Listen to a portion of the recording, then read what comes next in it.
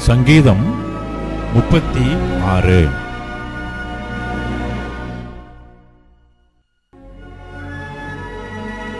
கர்த்தருடைய தாசனாகிய தாவீது ராகத் தலைவனுக்கு ஒப்புவித்த சங்கீதம். துன்மார்க்கனுடைய துரோகப் பேச்சு என் உள்ளத்திற்கு தெரியும். அவன் கண்களுக்கு முன் தெய்வ பயம் இல்லை.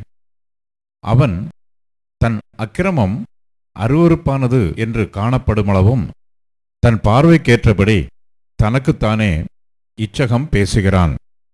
அவன் வாயின் வார்த்தைகள் அக்கிரமமும் வஞ்சகமும் உள்ளது.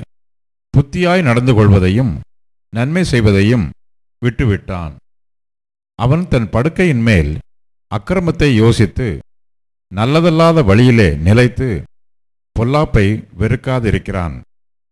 கர்த்தாவே, உமது கிருபை வானங்களில் விளங்குகிறது. உமது சத்தியம் மேக மண்டலங்கள் பரியந்தம் எட்டுகிறது. உமது நீதி மகத்தான பர்வதங்கள் போலவும் உமது நியாயங்கள் மகா ஆழமாகவும் இருக்கிறது. கர்த்தாவே, மனுஷரையும் மிருகங்களையும் காப்பாற்றுகிறீர். தேவனே, உம்முடைய கிருபை எவ்வளவு அருமையானது! அதனால் மனுபுத்திரர் உமது செட்டைகளின் நிழலிலே வந்தடைகிறார்கள்.